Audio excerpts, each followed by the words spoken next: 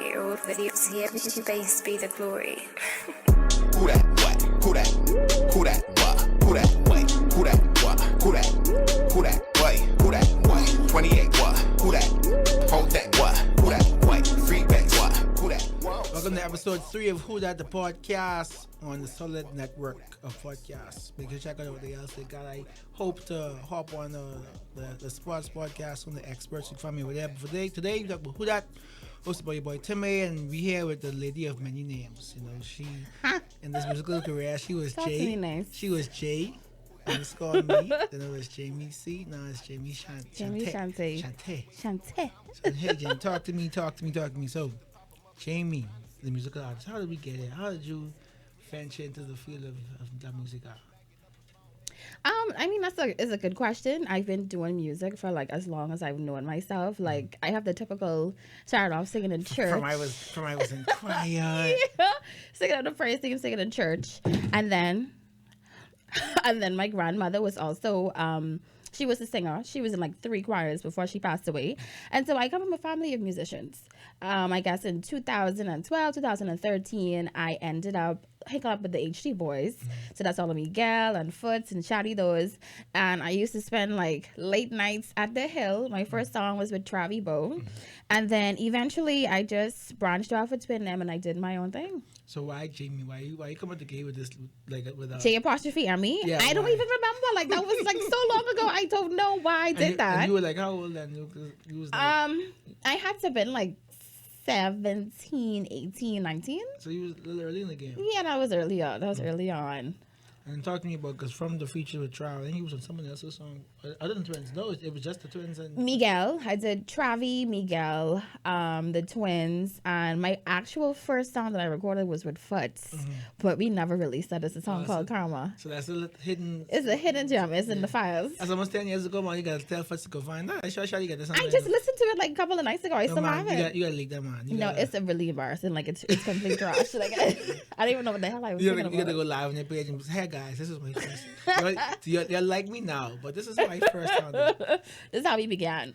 And you took a bit of a break in between those features. I remember you had the Foots, you had all the people. So why the break? Why did you pull back on the kind of chase it full time? Okay, I do think it was a combination of things. The first thing I would say is I realized that as a songwriter and as an artist, like, you know, I'm super emotional.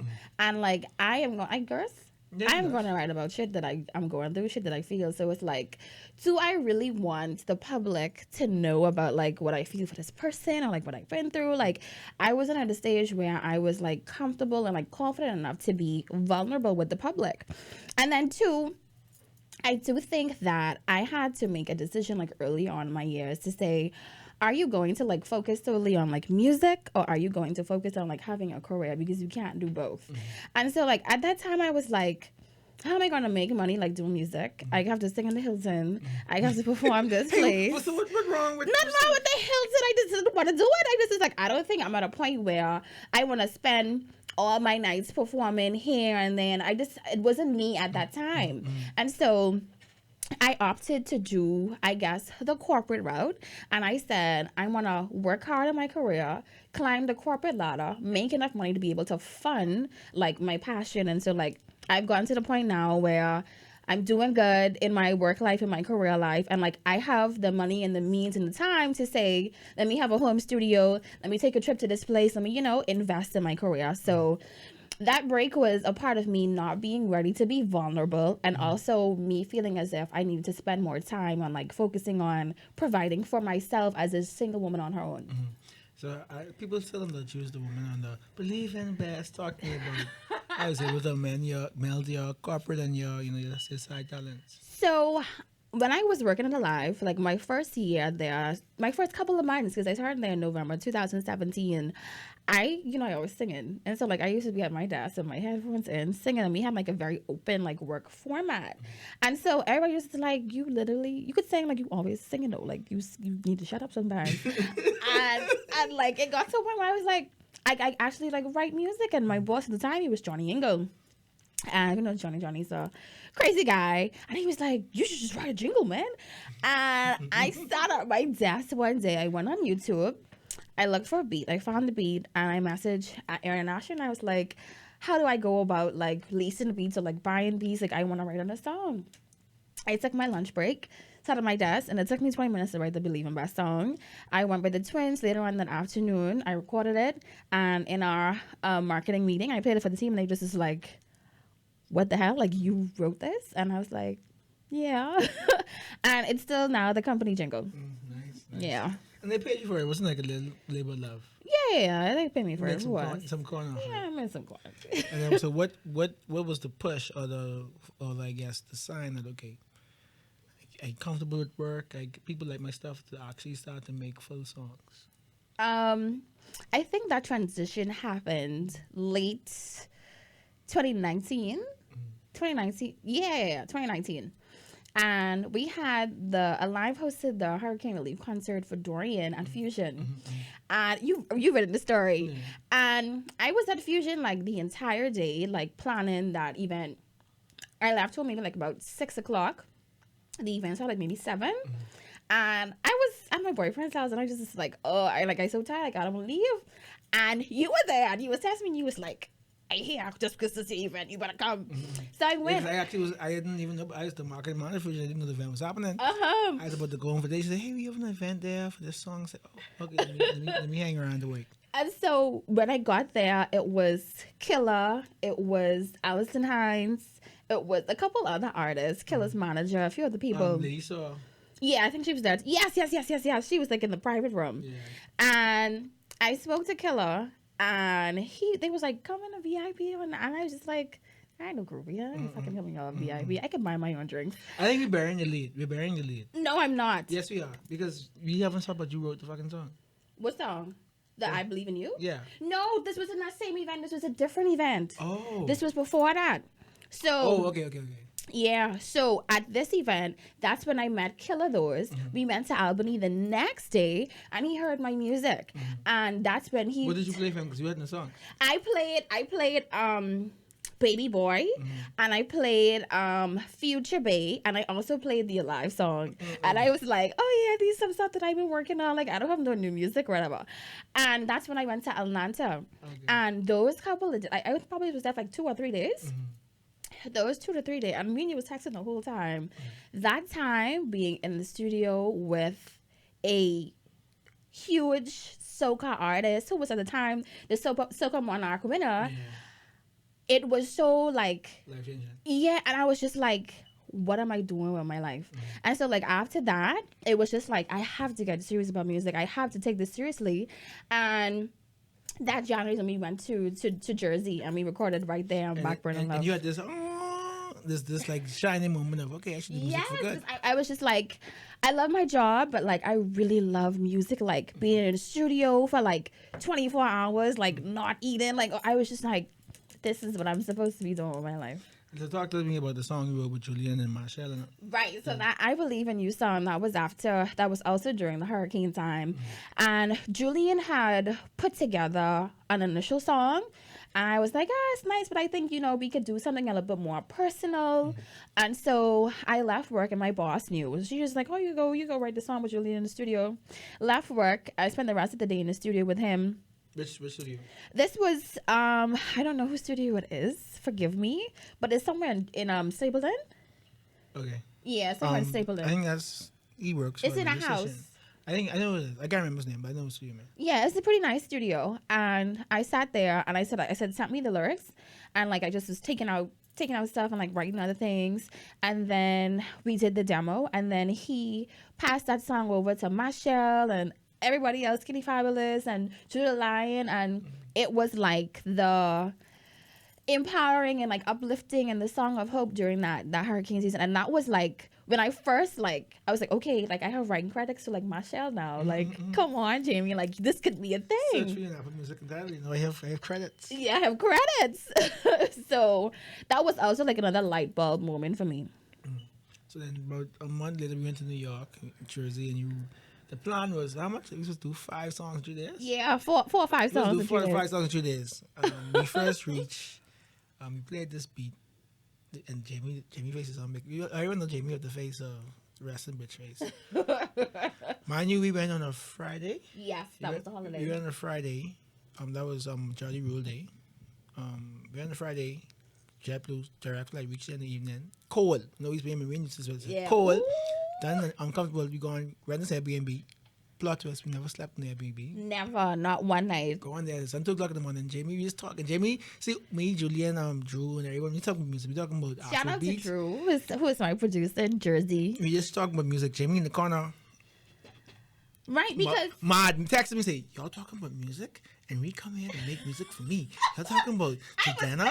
And then Jamie all in the corner of her face makeup. I was like, baby, you got a vibe first. Of course, no, Jamie ain't used to this. No, Jamie, you gotta Right. you gotta get the vibe gotta be right. I first. write by I'm a person, like, I write by myself. And so, like, I was just like, and to me, though, it's had, like, all that musical background. I was just like, I don't know what the fuck y'all I have for 3 talking days. about. I won't go I right. didn't have to work. Like, I was just like, We Uber eating food, we drinking, we talking to this I was dude from, so mad. from Spotify. Jamie is, and then so now Drew thinking, like, why Jamie so upset? like, why so stuck up? Like, that was his first impression of me. Like, I standoffish. And then eventually at like 2, 3 a.m. I was like, wait, I fall asleep. The speedy makers. Let me go lay down on the floor. And I left Jamie in there. And so what happened after I went to sleep and I was in there talking? He and I finally connected. Like, we found something to 5 talk hours about. later. 5 hours later, he had already had connections with Drew and the other Drew and Julian. I was just like, I thought that this was my time to shine. I don't even fucking like. Jealous. Yeah, I was jealous as hell. Jealous. And so we ended up talking, I think, about like relationships and stuff, because I was going through it or whatever at that time, or fake going through it. And I was talking about like my love life, and like he was talking to me about his love life, and I was like, okay, we find something that we can connect on, because having a producer like write or build the actual beat for you, it's like you have to have some kind of connection for like shit to like link and connect. So Which we was trying to do, but Jamie wanted to sit in the corner. I don't know about all the hip songs and the hot songs from flicking 2000. I don't know. I do not know like music stats, dog. But yeah, we connected and absolutely hated the beat for Back Burner. And I think, did we even write that? No, I didn't. I didn't write that night. Yeah. And the next morning is when shit got So I was intense. like, let me leave Jamie so she could write. So I went to go record one basketball podcast. I come back and they did. I think they did right there. Yeah, no. I think we did right there second. No, Barbara No Love was the second song.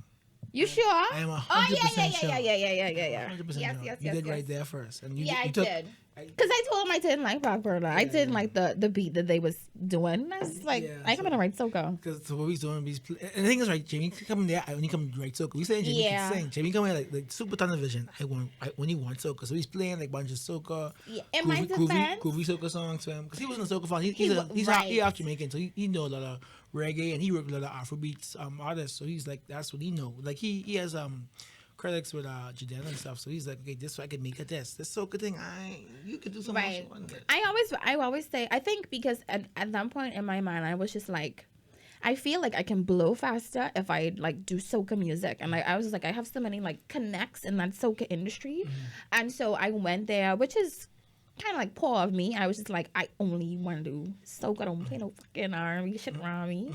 But Back Burner Love is a dope song. So that morning, as I told him I didn't want to do Back Burner, he made the beat from for scratch, yeah. and the only thing is at the beginning, the dun dun dun dun dun, that's a sample. I don't know where it's from, but he pulled that from somewhere, and everything else like he built from scratch. He added the Junkanoo. That part. Yes, that part. How much of it is in song?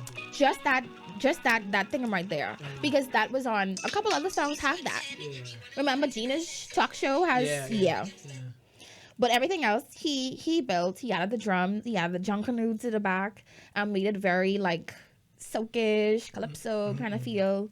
Because he did a lot of stuff with Julian Believe, so of course he's familiar with the instruments we use. Right.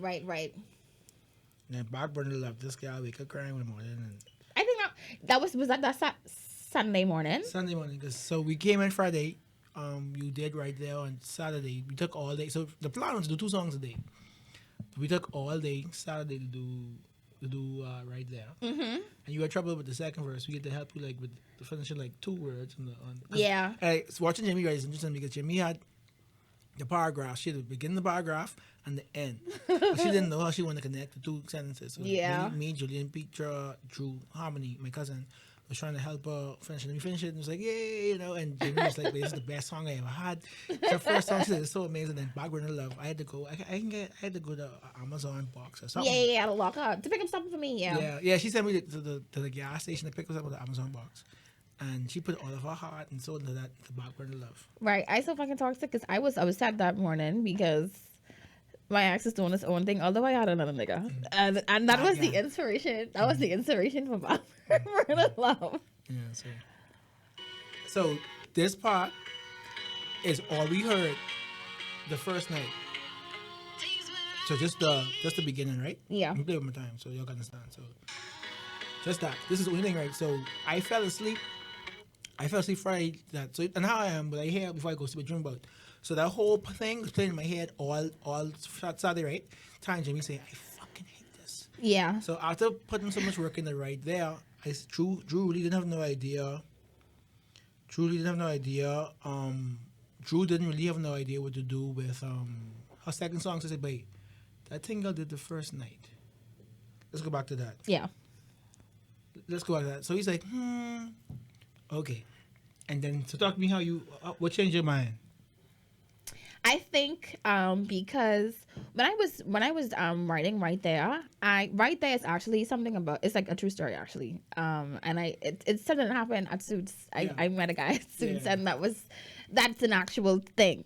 And so when I heard Backburn again, after being like so super emotional, unwarranted that morning, I just was like, I fucking hate this nigga, and I'm gonna write this fucking song about this stupid ass. Like, and I put myself in like that space to say like, okay, let's write fuck this nigga, and I'm moving on, and like some kind of like and empowering. So female all I song. said was I really had to go because I didn't want to miss this thing she was telling me for. So I said, if you feel this bad, if you feel this strong about it, just go put it in a song. So my contribution was to tell Jimmy, put your feelings in the song, and I say, Drew, I really, for something I liked about that, dun, dun, dun, dun, dun. So I said, but just do something with that. And then I left them and came back to the full song. Yeah. Yeah, that's a beautiful song. Yeah, like, so, like, how did we get from there stuff? So, the lyrics of the song, first album music, I know it on my head, but, so, I really pride myself in making melodies and like really writing and storytelling. And so after I heard like the first guitar piece, I just was like, I have to do something like very melodic. I have to do something that is still kind of like empowering, but like still sexy, and like it shows like my personality, like very boss bitch, very like I don't give a fuck. But I wanted to also give like backstory. And so the initial words of the song were, things were rocky, but they say keep holding on for love. Though you doubt me, I know that I'm still the one you want. But we changed the lyrics just so it's a little bit more like less deep in love, but like more like something people can relate to. So it's like things get rocky, but just say keep holding. You know what I mean? Yeah. And the song is pretty much like a storyline. So the actual name of the song, Backburner Love, I was telling Drew, this is when I was like venting and like I was like flushed in tears, and I was just like, I sick of being on a fucking back burner. I really wasn't. I just was being a fucking drama queen. And I was like, I sick of being on the back burner, blah blah blah blah blah. And I was like, this is what we gonna name the fucking song, like Backburner Love. And who did the? It was either me or Julian. We did it together. No, I know Backburner Love. Yeah, and then it was like that was the staple, and then I just built everything else like around it. Yeah. Then you came on. You had the birthday party. You performed 2 songs. And you had a couple of your artist friends like Foots, Judah, performance like this mini concert birthday thing you had. Yes. And then we had so much plans. You know, we had the Trinidad Carnival. Oh God. For fun, and then you would have went to New Orleans Carnival. You would have performed, right? And then you would have been the Miami Carnival for fun. You would have been to Grenada, and then Grenada Carnival. So much things happened, but the panorama came. Right. You also was going to be music masters for Carnival, and yes, I'm pretty sure you would have won. You know, for right there. So like so many things. It was like literally like this. And right. COVID coming was like nope. Back to square one. Yes. So Definitely. Post pandemic, you gone back into your R&B bag. So what inspired you? Take me through the process of To All the Men I Love. The process of To All the Men I Love, it was kind of wild. Like, it was crazy. Like, last year, and I talk about it a lot on my EP about being like in a love triangle, and that's literally what my life was like since like 2017 up until like this year. And I think at some point last year I got to the point at the end of the year, and I was just like, I kind of sick of doing this like back and forth, taking these two niggas and like shuffling them, and I wanted to like say good riddance. I didn't completely say good riddance, but I wanted to say, you know, goodbye to those guys. And I said, you know what, maybe I should just do something to like all the men that I have had some kind of meaningful or impactful relationship. It was eight? It was, Seven. no, 8, no, 7. Okay. 7, but also the thing about it is not every person or every song it was like a special someone to me. Like Better didn't mean shit to me. It was just like a really good like muse or a good storyline, you know.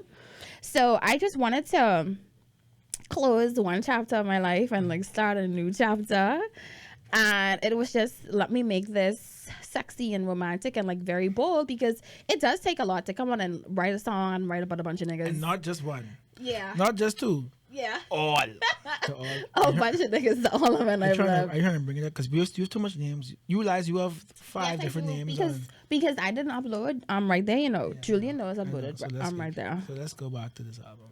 10 songs. So intro and Daddy's advice doesn't count. Yeah, so you on you. I'm not asking to call away name. Just talk to I me. won't. Yeah, You want my tires to get flatty. So all of these songs, who produced them? Like, where did you find the beats for these? So I wanted to work with 2 Bahamians, and so the project is like a solely Bahamian project with the exception of Better, because Drew did the beat for Better. So Bahamian, Jamaican, American. But You on You, if I'm not mistaken, that was Javon, Ricky Tan. And he did the beat for that. The inspiration behind it was pretty much, I think every girl has been in a situation where, you know, this your ex or this the guy you're talking to and y'all have a toxic past, but anytime you go out, he don't watch your stories, he watching your friend's story to see what you're doing, who you with, and what you're doing. And so that song was just like, you did XYZ to me, and I doing XYZ to you, and you can't be mad because I doing the same thing you did to me. So that was the concept of the song, and of course I threw in prime time because I love a good prime time outing. It's always the prime time for prime It's time. always the prime time for prime time. And your first love. First love was about the person that was my first relationship out of high school going into college. A very good relationship that I kind of ruined because I think it was just too soon, too early on. I broke his heart, but we are still good friends. Like, he just literally messaged me when I walked in there. So Everybody's nigga. Everybody's nigga is community dick. I was just writing a song about that experience. Writing a song about that experience. That was a hard song to write because it was just like I started writing the song in October, and I only got to the first verse and the bridge, and I didn't pick it back up until January. Wow. Because I was just like I want to write the song. I don't want to say too much, but like I have to say everything to like show my artistry, and so that was like all facts. Every single thing I sang happened. I didn't call names, but I said things so people know exactly what I meant, and it was kind of hard talking about, you know, my sex life with someone, but like it is what it is. So why you decided to put the 2015 in there? Because 2015 was the year that I met him. Okay. Yeah, so it was, I didn't initially, funny story, the chorus was not always, this pussy could never be yours. It was something else. I'm not going to say what it was. And so I didn't have, everybody's nigga was not in there. And so, because I started the song saying 2015, the first time chilling in a Batmobile, I was like, we just call the song 2015. So I just added the 2015 to the back. And her groom? Her groom was a guy that I was talking to when I was in journalism. He wasn't married at the time, but he ended up getting married for whatever reason. And I told him it was not for love or whatever. And I told him, I said, the day you change her last name, like, nothing happening. And so they got married. He told me, he sent me pictures and everything. I was like, gorgeous, beautiful, amazing ceremony. And we still talk, but like, it's literally nothing sexual. It's nothing. It's just straight business, straight giving me advice. Island Man. Island Man was someone from another Caribbean country that I have a connection with. Another artist. Yeah. Okay. You said better, so Drew made better. Drew did the beat for better, and that was the second time I traveled to Jersey. That was last year, November. During the that was in the pandemic. That was in the pandemic. Was it the last song you recorded for the project? No, the last time I recorded for the project was maybe like Super Lover, which is the next song. Yeah, but better was, I loved, like, when I heard the beat, I wanted to call the song Honors, right? Mm-hmm. And the song was initially supposed to be about, it was like a cater to you kind of song, right? I didn't have any inspiration for it because I just like, I don't want to cater to none of these things I'm talking to right now. So, but I had this in my head. I was just like, let me do the honors for you. But I was like, it just ain't it. And so I listened to the song some more, and I was just like, what is this song like telling you? And it was just like, better. No, I ain't no better. And then the guy that the song was about was like FaceTiming me like the whole time I was in Jersey. And I was like, that's cool. Like, I know this nigga never be nothing. I don't think he know that. But the situation was, I knew he was talking to someone, another girl who was just much like me. And I was just like, this girl really break this nigga hard. And I was just like, I know I can fucking hurt him too, but like, at least I can make you feel love. You know what I mean? Like, I can buy you little shit. You know how I get when I'm talking to people. Toxic as fuck. And I was just like, this is like really good inspiration for the song. And so like, down to every line and everything. And then I also was setting in the song, but in the meantime, I'll be killing time with him. So put on your big boy shoes. Let me make me change my mind about him. I was beating like my ex. So it was just like, that song to me is like my best song ever. And Super Lover. Super Lover. I said this on the last podcast I did with Mandalos, but Super Lover was initially about a woman, but I changed it because the person I was dating at the time wasn't too comfortable with that. Never let a man change your art, okay? Because I don't even fucking talk to him no more. But still my boy though. But it was a song that was just meant to be about like sex and like the exploration of the body, like showing adoration and being a dom, because I'm a dom. I'm a switch. But it was just like being more dominant, and so that is like the sex song of the album.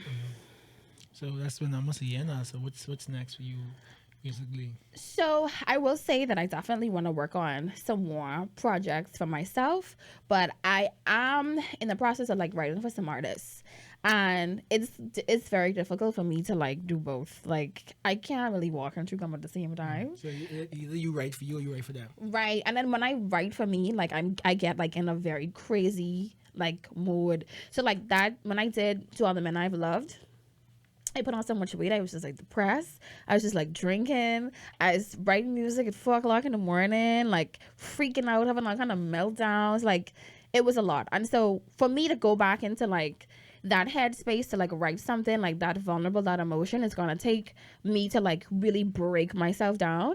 And so because I need to have sense to write for like artists, like I can't do that right now. And also to do your job. Right. Yeah, I can't go to work with my wig twist and all that. So yeah, so I'll be writing for some artists. I'm probably gonna drop a few singles like for the rest of the year, but nothing crazy. I want to do some music videos, but I won't have the time. Right.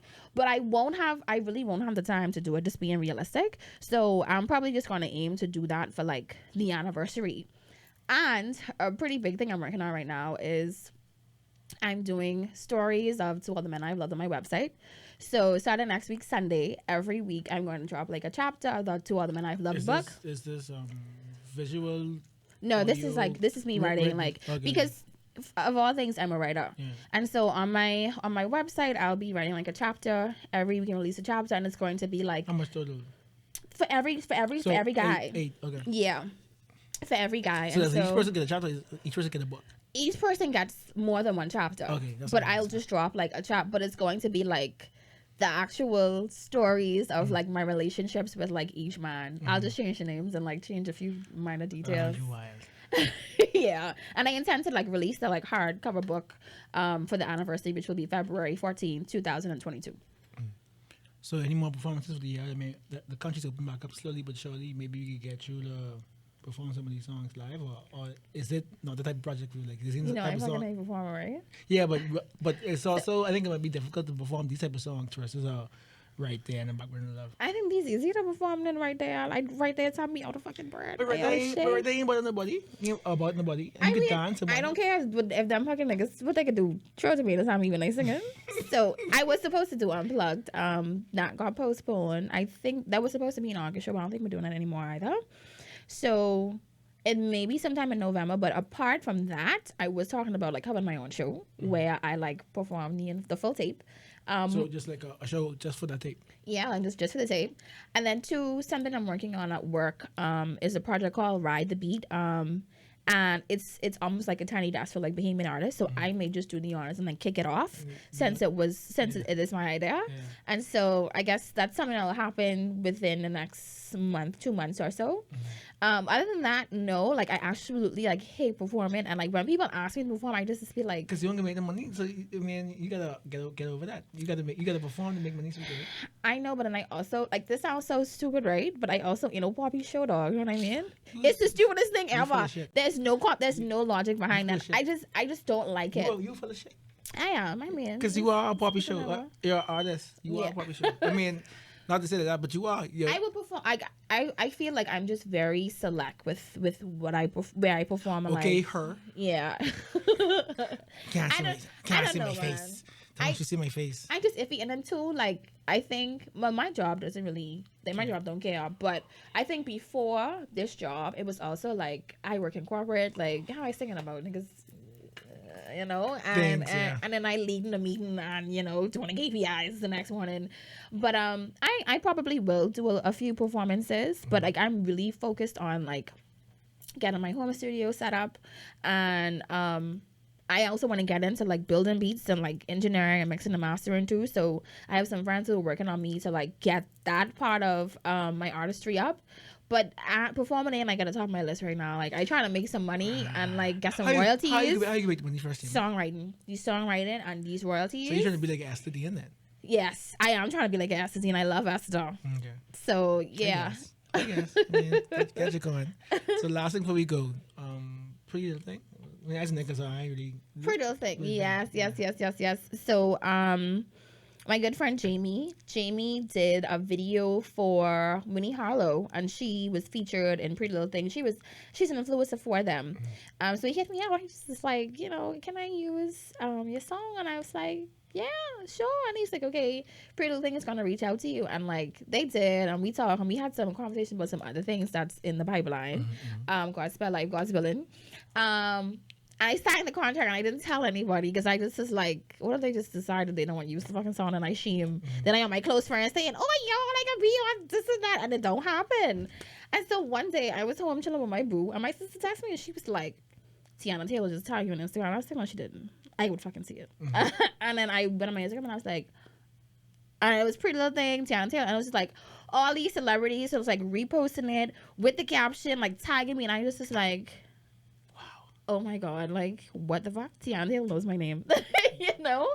And so that was a wow moment for me. It was also like a real push in my career, like with me wanting to take music more seriously, because it was just like literally like nothing is impossible, and I do have like this big dream, big mindset. Like I honestly feel like I could do anything. And seeing like those small things like come together and just be like huge fucking events, it was just like, God, I thank you.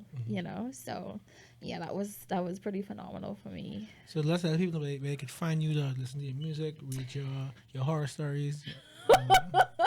You can find all of my horror stories on JAYMECHANTE.com. The name is right under there. I'm on Instagram as well as at JAYME CHANTE. On Twitter, horrible thoughts on there as well. It is at I am Jamie Chante. You can see my toxic thoughts in real time on all streaming platforms. I am Jamie Chante. If you're looking for right there though, right there is actually listed under Jamie C. I will fix it at some point. Honestly, Backburner there as well too, right? That's Jamie C. Backburner under Jamie Chante, but the EP is under Jamie Chante.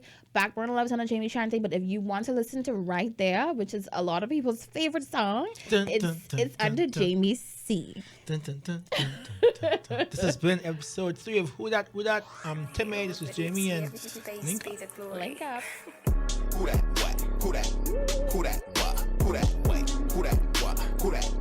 Who that wait? Who that wait? 28 what? Who that? Hold that what? Who that wait? Free back what? Who that? Whoa, slim waist.